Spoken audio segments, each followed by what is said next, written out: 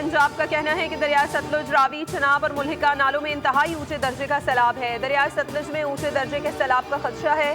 गंडा सिंहवाला के मकाम पर ऊंचे दर्जे के सैलाब की सूरत हाल बरकरार रहेगी। दरिया चनाब हेड तरीमू के मकाम पर इंतहाई ऊंचे दर्जे का सैलाब है।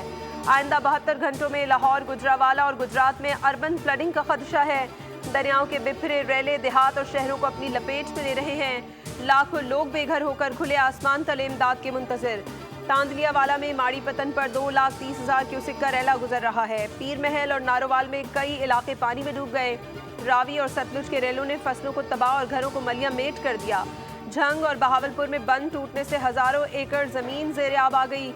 रेस्क्यू टीमों ने दर्जनों अफराद को महफूज मकामात पर मुंतकिल किया। सैलाब से कसूर और हाफिजाबाद में खड़ी फसलें बर्बाद हो गईं।